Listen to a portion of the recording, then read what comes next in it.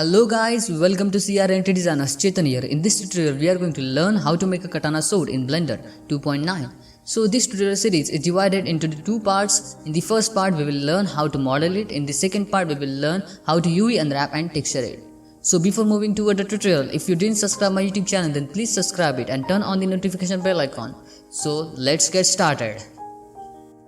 So first we will create a blade. To create a blade, we need to add a cube. So add a cube and scale it down like this. Then scale it along the y-axis like this and give the proper amount for it. Then go to the edit mode and then scale it down along the z-axis like this. Now delete these faces, so you will get something like this. Then add two loop cuts and then move these loop cuts along the x-axis like this. Okay, now we need to merge the vertices. So select these vertices and merge. So press M and center. M and center. So you need to merge these vertices like this. Okay, now you need to scale it down along the z-axis. So you will get something like this. Now we need to create a blade shape. So just move these vertices along the y-axis because we want to create the pointed shape. Then add few loop cuts. 10 loop cuts are enough. Then you need to scale it down the loop cuts along the z-axis and make sure you deselect every loop cut every time. So that's one loop cut every time. So you will get the pointed shape for your blade. So this is the process.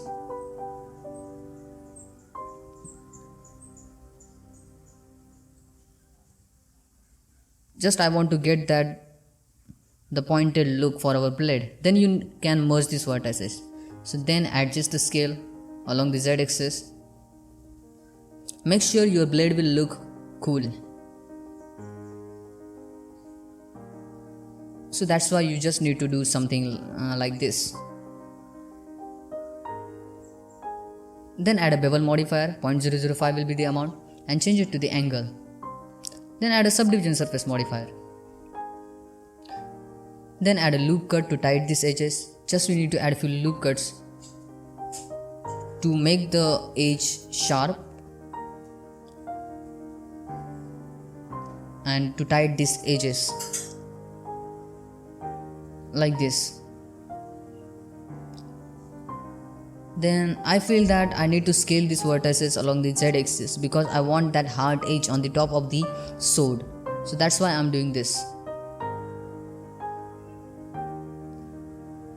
So scale these loop cuts along the z-axis manually. Just you want to get the better look for your sword. You can see the hard edge on the blade. I want that hard edge completely on the blade. So that's why I'm scaling this along the z-axis.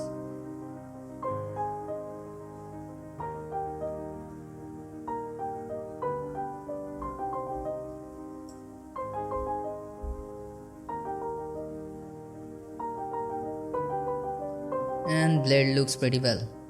Now we need to bend our blade. So add a Bezier curve, rotate it along the in the 90 degree, then make it straight and make it scale as much as the blade scale like this. Then you just need to adjust the scale of our blade. Then add a little bit bend in your Bezier curve because we want to bend that sword blade. That's why. Like this. Then select your blade and add a curve modifier. After adding, make sure deform angle should be axis should be X, and then just you need to move your blade and you need to fix the proper position for your blade. Then you can select the backup, duplicate your blade and make it backup. Then you need to apply that curve modifier. Okay, so you will get the pretty much good look for your blade. Then you just need to add few loop cuts on your blade to make it more beautiful. Then we will try to create a design. So select this hard edge loop cut and add a bevel on it. Like this, because we want to create a little bit design on it. So then add one more loop cut.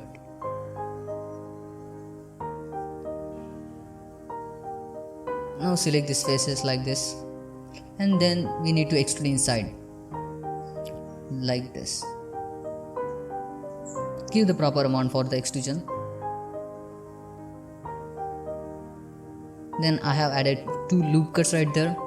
I will add a bevel on these loop cuts also.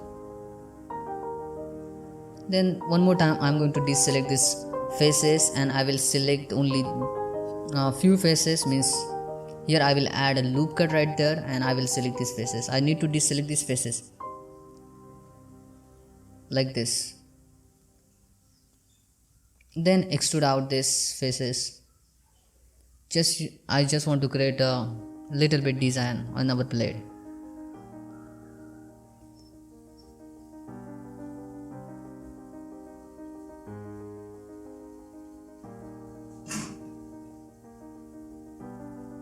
Then add one loop cut right here and delete these vertices like this. And you can turn on the subdivision surface modifier and the bevel modifier also. Then you need to add few loop cuts to tighten these edges to get the better shading. And you can give the proper amount for this factor amount for these loop cuts. Now our sword look pretty well, decent. You can see we got here the proper blade for our sword, and we got a proper bend also. So now we need to create a different parts of the sword, so that's why I'm adding the cylinders. So this will work as a jointer part which will join the blade and the handle. Then I will add one cylinder for the ring which will support our blade, and then I will add one cylinder for the handle. Simple. So just I'm going to scale it down these parts along the z-axis to get the proper look. So just we want to get the proper position for our different parts of the sword. Simple thing. Because if we add such kind of cylinders, then we will get the basic idea about the sword or any model. So this is one method to get the idea where you want to fix your different parts. That's why you just need to add these cylinders or simple shapes to clarify your mind. Then you can start to edit these things, and then you can start to modify these things. So this will work as a handle. Simple thing. Then give its proper name like a handle, then ring and other things. Give their proper names so it will help you to understand which object is it. Simple thing. Now we can start to edit this jointer part. Okay, make sure you save your file. So now we can start to modify our simple shape to get the proper look. So add 2 loop cuts right there and just select these faces, then insert these faces like this, and just you need to extrude inside these faces.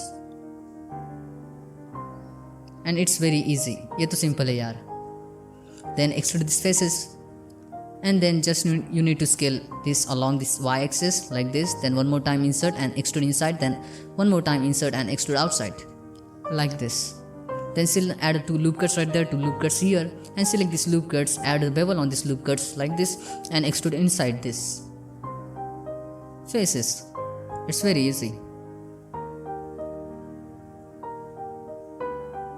Now we want to create a ring, so just rotate this cylinder, and it's very easy to work from the top view. So just rotate it into 90 degrees, then select the top face and the bottom face, and then insert this face like this, and one more time insert this face. Now select these faces, these faces also, and then you need to use this checker deselect right there, and then you can delete these faces. Then select the vertices and press F to fill the gaps, and make sure you select the vertices, then press F, and then you should go in the edge mode, and then you can press F to fill the other gaps also. Simple, to improve your speed, to increase your speed. It's very easy.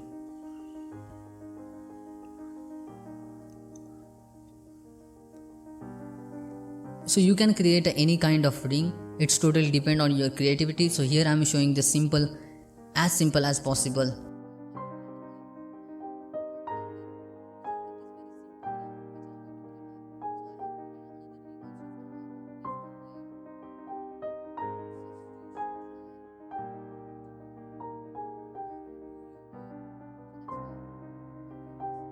So add a bevel modifier and give the 0.005 amount and change it to the angle. Then geometry should be the sharp or arc, maybe sharp will work.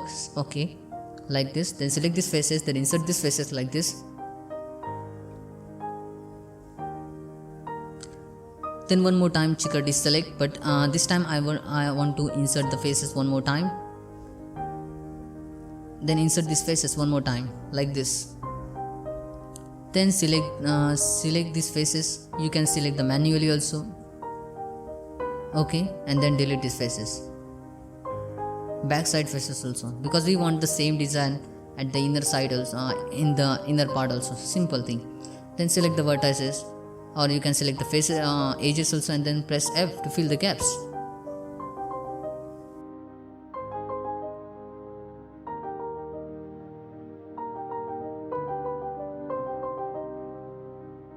And it's a very simple design.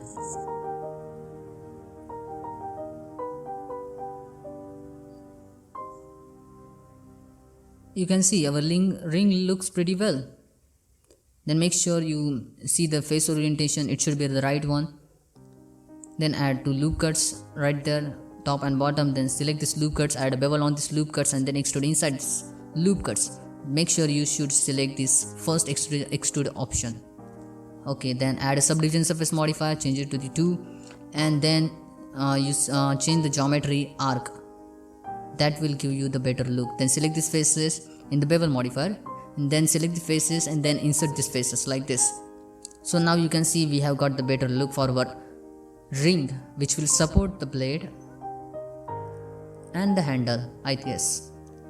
Then just try to add the different design on your blade.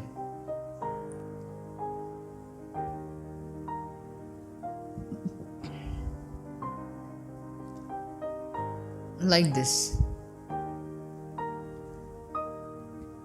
Then we need to fix this ring at its proper place. So that's why place it at its right position. Then you can delete the last part also.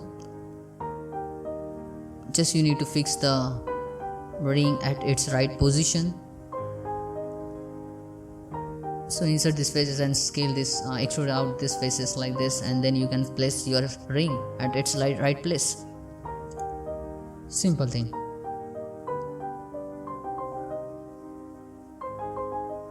Okay, we have created the 3 parts right here, and it's look pretty well. Ring looks pretty well, blade also looks pretty well, decent. So now we need to create a handle, so that's why I have added here cylinder right there. Okay, then I have added 2 loop cuts here. Then we need to select these faces and make sure you separate these faces by pressing P. And we want to create a design on our handle, so that's why. Then add loop cuts here, 1 loop cut at the center, then scale it down this edges like this. So select these edges and then scale it down. Make sure you deselect every time 1 edge from both sides, and you will get something like this look. And it's look pretty well.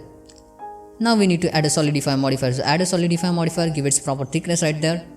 Then you can add a bevel modifier and subdivision surface modifier to give the good shading. So add a bevel modifier, give 0.005 amount and change it to the angle. Then add a subdivision surface modifier also and increase its level. Then you can increase the thickness also of the solidify modifier. And you can see it's look pretty well. Then you should make sure you symmetrize it. So use the symmetrize option. Then if you want the tight edges, then you can add a few loop cuts.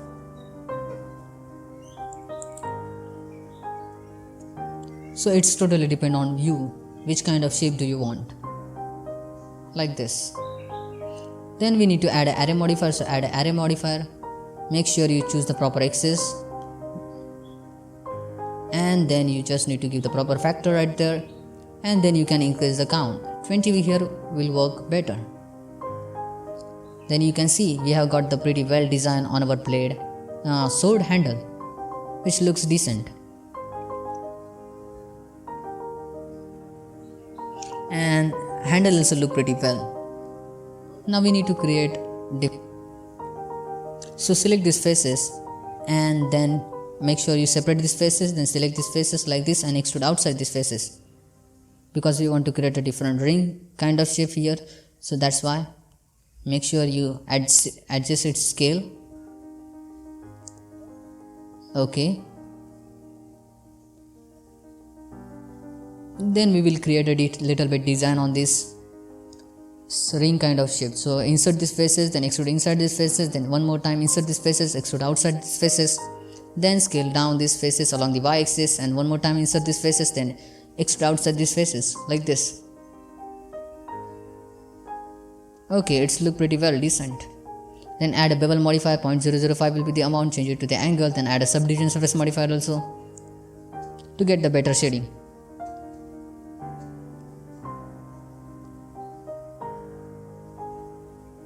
And you can see it's look pretty well. Now we want to create a little bit design on our this design. So just select these faces and insert these faces and then extrude outside these faces. And you can see we have got this fancy design on our sword handle, which looks pretty well decent. So select this face. Now we want to create the last part of the handle. So just select these faces, and I want one more ring here. So add a loop cut right there and bring it to here, and then select these faces like this and extrude outside these faces. And we want to create one more kind of ring kind of shape here also. So just insert these faces like this and extrude inside these faces. One more time insert these faces, extrude outside these faces, and then you can add a bevel modifier, subdivision surface modifier, 0.005 amount for the bevel, and change it to the angle, then add a subdivision surface modifier, so you will get the good look on your sword handle. And then just you need to insert these faces like this. One more time extrude it and then scale it down and make its back part, the end part of the handle like this, and then one more time insert it, and you can see our handle looks pretty well. If you want to add more design, then you can add the more design on also this handle. It's totally depend on you. So you can see we have successfully created this sword, and which looks pretty well decent. So in the next part we will learn how to UV unwrap and texture this sword. Thanks for watching. If you like this tutorial, then hit that like button and subscribe my YouTube channel. Bye bye, see you in the next video. Take care.